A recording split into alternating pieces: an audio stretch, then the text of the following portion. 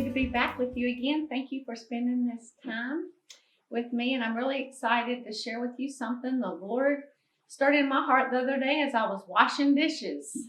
He kind of just really downloaded this into my heart. We actually tried filming yesterday, but after we filmed it, I came back to Elisha and said, "Look, I just can't get peace. I didn't share the heart of what, so we need to redo this." So we got up this morning, and I'm excited to share with you. I really felt like the Lord put in my heart that this is a season to celebrate His goodness. And I really feel like it's important that we do it in this season, in the midst of all this shut-in and quarantine, but it's a habit we need to develop. And I'm not talking about just being thankful. I'm talking about celebrating His goodness. There's two stories that really started in my heart in regard to this. One of them is when David brought back the ark to Jerusalem the second time. Every 6 steps they took, they would have someone sacrifice oxen, they would make a sacrifice, and then David would dance with all of his heart. After they finished, 6 more steps. Every 6 paces, they would sacrifice and David would dance and celebrate. 6 steps, sacrifice, David would dance and celebrate God. And some probably looked at him and said, "David, that's a little bit over the top, don't you think? Every 6 steps." But here's the key. It says David did it with his whole heart. He danced with all of his might. David could have been bitter. He could have refused to even bring back the ark, because the first time they tried, everything went wrong and Uzzah died. It did frustrate David at first. But you see, David's heart was toward the Lord, and he didn't want anything to stop him from having the blessing of the Lord, but not only his blessing, but his presence. And I want to tell you something. I feel like this is a great illustration for us, an example for us not to settle for just God's blessing. Yes, we can have His blessing, but there's so much more that's so much more fulfilling than just the blessing of the Lord. His presence.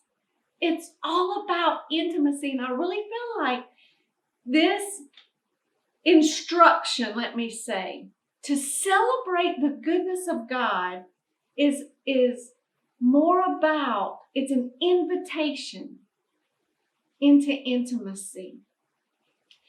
And in your mind, you might think, well, what's the big deal? I'm telling you, there's more of Him to experience than what we've experienced yet.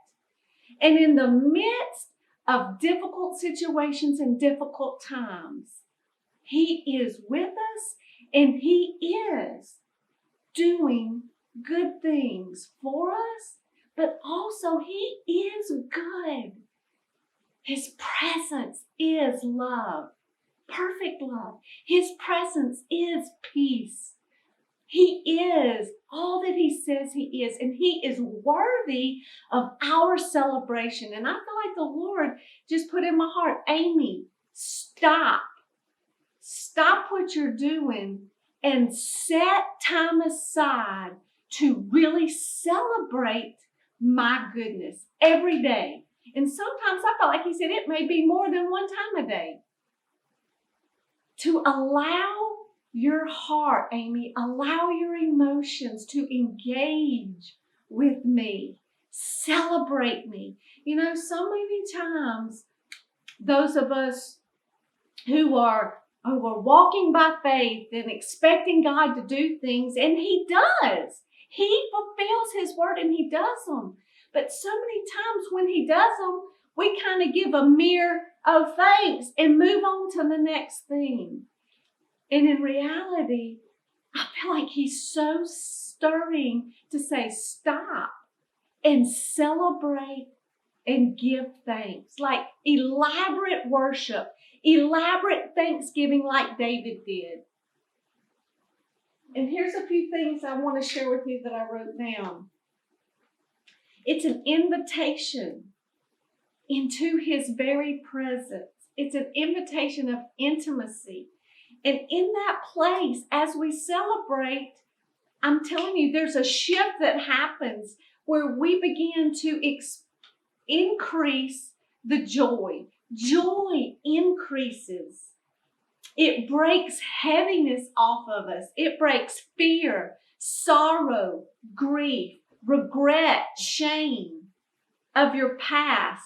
Like, it's an invitation to see from a different perspective. As we enter into that place of great, elaborate celebration, there's something that happens with our perspective in our vision. It begins to open and again increase. Joy increases. Our ability to see increases. It's also a place where pride breaks. Celebrating like this, taking time to stop and celebrate his goodness, it breaks pride. And in the place where pride breaks, this is in James, in the place where pride breaks, and in 1 Peter, grace is then released.